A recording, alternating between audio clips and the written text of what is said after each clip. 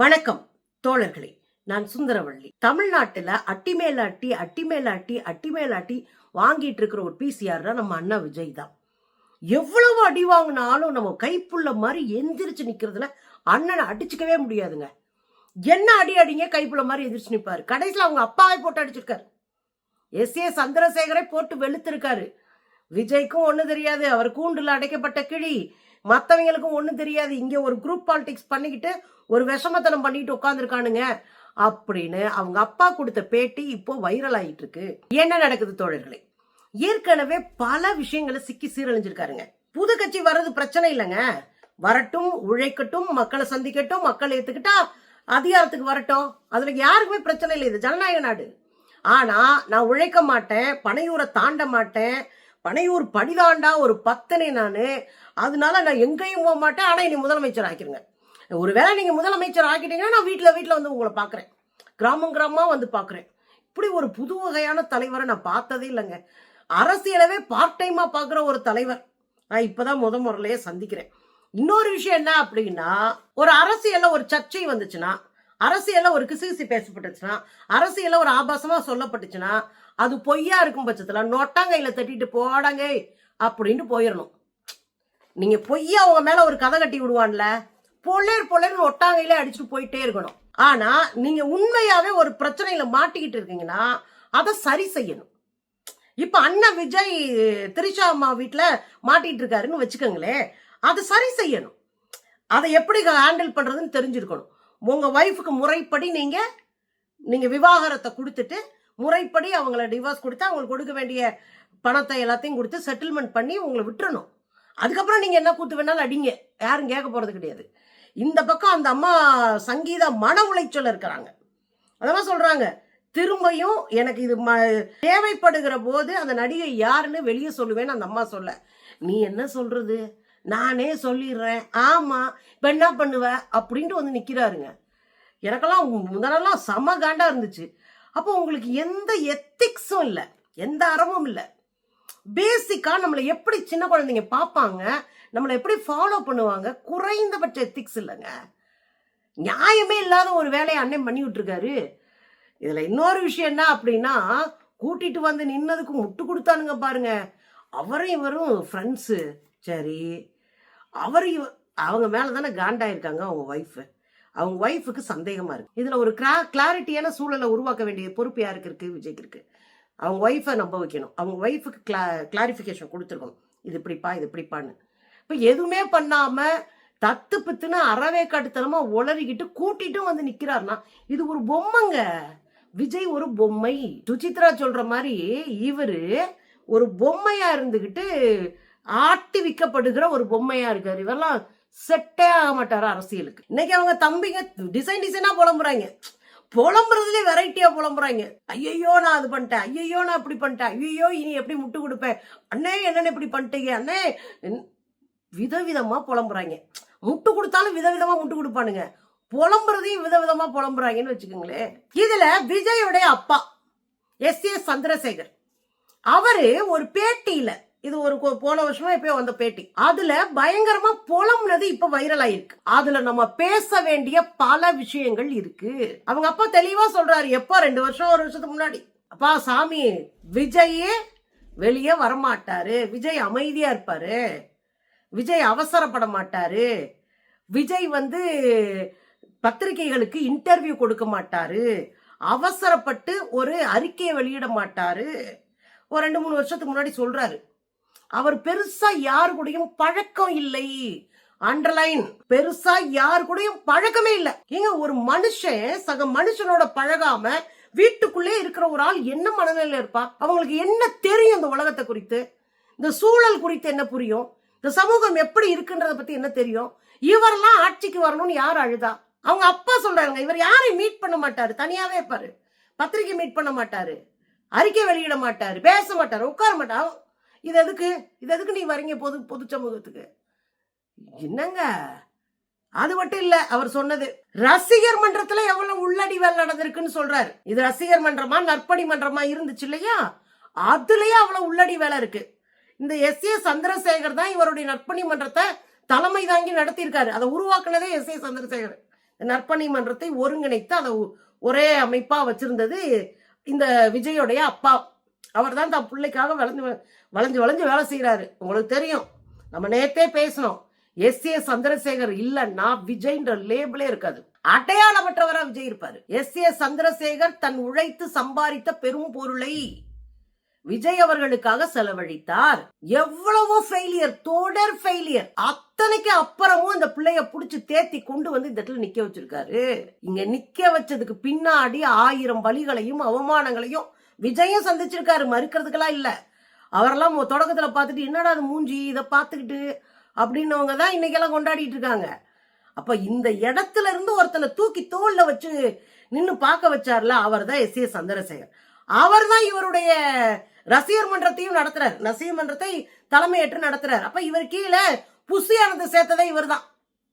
யாரு? S A Chandrasekhar தான். இல்லைன்னா விஜய் அரசியலுக்கே வந்திருக்க மாட்டாரு. எஸ் ஏ சந்திரசேகர் செஞ்ச வேலை விஜயை கொண்டு வந்து தேர் அழித்து தெருவில் விட்ட மாதிரி நடுவில் விட்டு நாசப்படுத்திட்டாங்க விஜய்.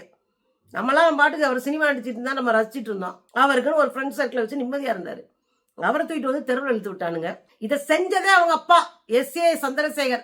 அவர் தான் புஷி ஆனந்த் அங்க ரசிகர் மன்றத்தை இருக்கும் போது அவரை கொண்டு வந்து தமிழ்நாட்டுல ஒருங்கிணைப்பு பணியில போட்டிருக்காரு. புஷி ஆனந்த் என்ன பண்ணிருக்காருன்னா, உங்களுக்கு பழைய வீடியோஸ் நிறைய பார்த்திருப்பீங்க.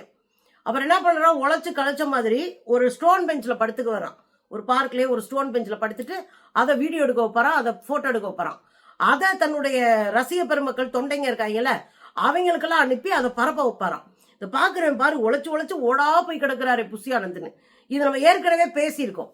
அப்படி தன்னை குறித்து ஒரு டீமை செட் பண்ணி தன்னை குறித்த ஒரு பிம்பத்தை யார் மத்தியில, விஜய் மத்தியில உருவாக்கிக்கிட்டாரு. 37 மாவட்டம் இருக்குன்னா 37 மாவட்டங்கள்லயும் 37 தலைவர்கள், செயலாளர். இதெல்லாம் அரசியல் கட்சியா? அரசியல் கட்சியை நம்ம நடத்துறோம். அப்ப எல்லாம் அரசியல் கட்சி கிடையாதுல்ல. அப்ப 37 பேரை போட்டு நீங்க பார்த்து செய்யுங்கடா அப்படின்னு விடணும். அதுல 200 பேருக்கு போஸ்டிங் கொடுத்து அந்த 37 100 பேரை தவிர 70 பேருக்கு மேல தவிர மிச்ச ஆளு ஃபுல்லா புஷியானந்த் போட்ட ஆளுங்க டெய்லி ஏதாவது ஒன்ன போட்டு அதை வந்து தலைவனுக்கு கொண்டு போய் சேர்ப்பாங்களாம். ஒரு வாட்ஸ்அப் குரூப்பை அமைச்சு அதுல விஜயும் சேர்த்து அந்த விஜய் கண்ணுக்கு படுற மாதிரி இவரை குறித்து உருவாக்கி, எப்பா ஒரு புஷி ஆனந்தே கும்பிட்டு கிரிமினல் தனம் பண்ணியிருந்தா ஆதவ ஒரிஜினாக சொல்லவாங்க வேணும். அவரெல்லாம் பயங்கர கிரிமினல் சங்க தலைவன். அவரெல்லாம் நொட்டாங்கையில் அடிப்பாரு. அவ்வளவு கிரிமினல் வேலை தெரியும் அதுக்கு. இல்லைன்னா இவங்க பணம் எப்படி வந்து சேர்ந்துருக்குன்றீங்க. ஸ்கெட்சு போட்டு பொண்ணை தூக்கி ஸ்கெட்சு போட்டு சொத்தை தூக்கியிருக்காரு. ஐயோப்பா, சொல்றதுக்கு ஒண்ணும் இல்ல. போஸ்டிங் கொடுத்த ஆளுகளை அப்புறம் கையில வச்சுக்கிட்டு அவங்கள வச்சு எஸ் ஏ சந்திரசேகருக்கு எதிராகவே வேலை பார்த்திருக்காங்க. அங்க உண்மையாக எஸ் ஏ சந்திரசேகரால் போடப்பட்ட மாவட்ட தலைவர்கள் மத்தவங்களா இருப்பாங்கல்ல, ரொம்ப ஆழமா வேலை பார்த்துட்டு இருப்பாங்கல்ல, அவங்களெல்லாம் ஓரங்கட்ட ஆரம்பிச்சிட்டாங்க. இதுல என்ன பண்ணுவாரா, போஸ்டிங் போட்ட உடனே அந்த பசங்களை கூட்டிட்டு போய் விஜயோட நிக்க வச்சு போட்டோ எடுக்க விட்டு அப்படியே கூட்டிட்டு அந்த போட்டோ 4 போட்டோ அனுப்பிவிட்டா அவன் குஷி ஆயிடுவானா. அவன் குஷி ஆன பிறகு பாத்தீங்கன்னா அவனை நீங்களாம் அம்மாலே அண்ணன் சொன்னா கேட்கணும்னு யாராவது யாரை பத்தியாவது சொன்னா அதை மாத்தி அனுப்பிடுவாராம். இப்போ ஒரு ஆளு உதவி செஞ்சுட்டாருன்னா உதவியை வாங்கினாலும் பாராட்டுவார்ல, அது இவர் பிடிக்காதான். வாங்கினாலும் எப்படி நீ பாராட்டலாம்? அது அவரால கிடைக்கல, இவரால கிடைச்சுன்னா ஆளவே மாத்தி விட்டுருவாராம். அவ்வளவு உள்ளடி வேலையை புஷி செஞ்சிருக்கு. புஷியே ஒரு மக்கே மட்டும் உள்ளடி வேலை பார்த்துச்சுன்னா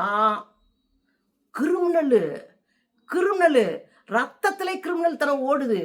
ஆதவெல்லாம் எம்புட்டு பண்ணுவாரு, நிர்மல்குமார்லாம் எம்புட்டு பண்ணுவான். அத்தாடி வகையா சிக்கிருக்காருங்க விஜய். பேசாம ஓடி போயிடணும். விஜய் எல்லாம் செத்து சீரழிஞ்சிருவார் போல இருக்கு இந்த கதையெல்லாம் கேட்டா. விஜய ஒரு இரும்பு கூட்டுக்குள்ள வச்சுட்டான். அதனால அவருக்கு வெளியே என்ன நடக்குதுன்னே தெரியாது. விஜய் ஒரு இரும்பு கூட்டுக்குள்ள இருக்கிற பறவை பாருங்க. விஜய்க்கு வெளியே நடக்கிறதே தெரியாத ஒரு இரும்பு கூட்டுக்குள்ள கொண்டு வச்சுட்டாங்க. ஸோ இந்த குரூப்ல என்ன பண்றாங்கன்னா, காலையில கிரியேட் பண்றாங்க ஒரு நியூஸை. சப்போஸ் என்ன எடுத்துங்க, அப்பா நேற்று இந்த இடத்துல பேசுனது தப்பா பேசிட்டாரு, உங்களை டேமேஜ் பண்ணிட்டாரு அப்படின்னு ஒரு போஸ்ட போட வைக்கிறாங்க. நாங்க அது விஜய்க்கு ஒண்ணுமே தெரியாதான். அவர் ஒரு இரும்பு கூட்டுக்குள்ள வச்சிருக்காங்களா, அவருக்கு வெளியே என்ன நடக்குதுன்னே தெரியாதா. இதை நாம சொல்லல, அவங்க அப்பாவே சொல்றாரு. அப்போ ஒரு கூட்டம் உட்கார்ந்து விஜய்க்கு சொல்லி கொடுத்து அவர் சினிமால ஆக்ஷன் பண்ற மாதிரி ஆக்ஷன் பண்ண விட்டுட்டு இருக்கு. என்ன கொடுமைங்க இது. இன்னொன்னு அன்றாட நியூஸ கிரியேட் பண்ணி அனுப்புறது, புது நியூஸ் கிரியேட் பண்றதுங்க. தலைவரே உங்க அப்பா சரியில்லை, தலைவரே உங்க அப்பா இப்படி பேசிட்டாரு, இந்த வார்த்தையில இந்த அர்த்தம் இருக்கு, தலைவரே உங்க அப்பா இப்படி சொல்லி எஸ்.ஏ. சந்திரசேகரை வெளியே அனுப்பிட்டாங்களாம். யார் தூக்கி தோல்ல வச்சு ஒரு ஆளுக்கு அடையாளத்தை கொடுத்தாரோ அவரவே அடையாளம் இல்லாம வெளியே தூக்கி எரிஞ்சிருக்கிறாங்க. அதுல ரொம்ப பேர் அதிர்ச்சியா இருந்த ஒரு செய்தி என்ன தெரியுங்களா? அவரங்க அப்பாவே சொல்றாரு, என்னமோ 5 வருஷம் பேசல 6 வருஷம் பேசலன்னு சொல்றீங்க, நாங்க 15 வருஷமாவும் இப்படித்தான் இருக்கோம், 15 வருஷமா இப்படித்தான் இருக்கும். விஜயுடைய அப்பா சொல்றாரு, 15 வருஷமா நாங்க பேசுறது இல்ல, தேவைப்பட்டா ஒரு முறை மாசத்துக்கு ஒரு முறை சந்திப்போம், தேவைப்பட்டால் மாசத்துக்கு ஒரு முறை சந்திப்போம், தேவைப்படலைன்னா சந்திக்க மாட்டோம். அப்போ நீ ஒரு சினிமா ஹீரோவாயிட்டேன்னா உனக்கு ஒன்னும் கொம்பெல்லாம் முளைக்கல, உன்னை தோல்ல தூக்கி போட்டு தெரு தெருவா அலைஞ்சு கம்பெனி ஏறி உனக்கு ஒரு டைரக்டர் சம்பாரிச்சு உன்னை ஆட வச்சு உங்க அம்மாவை பாடி, உங்க அம்மாவும் அப்பாவும் இல்லைன்னா நீங்களாம் அடையாளம் இல்லாத ஒரு பீஸ் மிஸ்டர் விஜய். அவங்களோடைய உட்காந்து காலு கடியில உட்காந்து நீங்க பேசி இருந்திருக்கணும், அவங்க காலை பிடிச்சி பேசி இருந்திருக்கணும், அவ்வளவுதான் உங்களுக்கு தகுதியே. ஏன்னா அவங்க தான் உங்களை தூக்கி சுமந்தவங்க. அம்மா பாட்டு பாடினாங்க, எல்லாரும் எவ்வளவு கேள்வி பண்ணாங்க, என்னங்க ஆத்தாலும் மகனும் சேர்ந்து பாடிக்கு இருக்கீங்க, தொட்ட போட்டாங்க ரோட்டு மேல முட்டை போராட்டம், நீங்களாம் என்னங்க குடும்பம் அப்படின்ற வரையும் பேசினானுங்க. அதை தாண்டி நின்று ஆத்தால பணம் ஜெயிக்க வச்சாங்க விஜய. ஆனா கொஞ்சம் கூட நன்றி உணர்வு இல்லாதவர், பெத்த ஆத்தா பணக்கே நன்றி உணர்வு இல்லாதவர் மக்களுக்கு வாரி இறைச்சிருவாரா? அதுதான் இங்க எஸ்.ஏ. சந்திரசேகரே கேட்கிற கேள்வி. 15 வருஷமா அப்பா ஆத்தால பார்க்காம மாசத்துக்கு ஒரு தடவை ஒரு வார்த்தை பேசுற ஒரு ஆள் எப்படிங்க தமிழக அரசியலுக்கு? பாருங்க, ஒரு 15 இப்போ எல்லாரும் 5 வருஷம் பேசிக்கிறதுல 6 வருஷம் பேசிக்கிறேன். நான் ஒரு 15 வருஷமாவே மாசத்துக்கு ஒரு தடவை தான் மீட் பண்ணுவேன். அப்பவே ஏதாவது மேட்ரு இருந்தால் தான் மீட் பண்ணுவேன், தேவையெல்லாம் மீட் பண்ண மாட்டேன். ஒரு காலத்தில் வந்து விஜய்க்காக எல்லாம் பண்ணிக்கிட்டு இருந்தேன், அது ஒரு பீரியட் இருந்துச்சு. சரி, அதுக்கப்புறம் வந்து அவருக்கே வந்து ஒரு சினிமானா என்ன, கதைனா என்ன, ஸ்க்ரீன் பிளேனா என்ன பெர்ஃபார்மன்ஸ் பண்ணணும், என்னென்ன கண்டென்ட் உள்ளே வைக்கணும், இது பூரா அவர் தெரிஞ்ச பிறகு அவர்கிட்ட விட்டாச்சு. எஸ்.ஏ. சந்திரசேகர் போய் தொலைக்காட்சியில யூடியூப்ல போய் பேட்டி கொடுக்குறாருங்க. பேட்டி கொடுத்தப்ப அந்த பையன் கேட்கிறாரு, என்னங்க உங்க மகனை அணுக முடியலையா, என்னத்துக்காக வந்து பொது வெளியில பேட்டி கொடுக்குறீங்க விஜய் குறித்து, இல்ல விஜய் கூட இருக்கிறவங்க மோசமா இருக்கிறாங்க, விஜயை அணுக முடியவில்லை சொந்த அப்பனால. இப்ப சொந்த பொண்டாட்டி எப்படி வச்சிருப்பாரு, சொந்த குழந்தைங்களை எப்படி வச்சிருப்பாரு? ஐயோ, அணுகுவதற்கு அப்பாற்பட்டவரா ஒருத்தர் எப்படி இருக்க முடியும்? விஜய் அணுக முடியல, ட்ரை பண்ணிட்டேன்றாரு அவங்க அப்பா. சொந்த மகனை பார்க்க முடியலையா? எங்க சினிமாவில் நடிச்சா இன்னும் எல்லாருக்கும் கும்பு முளைச்சு ரெக்க முளைக்குமா? நீ மனுஷன் தானே, ஏன்னா காசு வச்சிருக்கிற மனுஷன் அப்படித்தானே. பெத்த ஆத்தாப்பை முன்னாடி நாமெல்லாம் சாதாரண ஆளுங்க தானே. அவங்கெல்லாம் இல்லைன்னா நமக்கெல்லாம் இந்த உசுராவது இருந்திருக்குமா, இந்த பேரு கிடைச்சிருக்குமா, இந்த பெருமை கிடைச்சிருக்குமா? ரத்தத்தை ஊட்டி வளர்த்து வேர்வைய சிந்தி வளர்த்து தூக்கி தோல்ல வச்சு நம்மளை ஒசரத்து கொண்டு வந்தவங்க பெத்தவங்க, அவங்கள கூட உட்கார வச்சு பேச முடியல, அவங்க மனக்கசப்பு, 60வது கல்யாணத்துல அனாதையா உட்கார்ந்து இருக்கிறாங்க. இதுக்கெல்லாம் நல்ல கோபம் வருதுங்க. ஆளே கிடையாதுங்க, சி அப்படின்னு இருக்கு. நம்ம ரசிகராக இருந்தோம், பார்த்து ட்ரெஸ் எடுத்து என் பையனுக்கு போட்டிருக்கேன், என்னால என் பையனுக்கு ரசிகரா இருந்தான். இப்பெல்லாம் நினைக்கி பார்க்கும்போது நம்ம இப்படி அறவே கடை இருக்குன்னு தோணுது.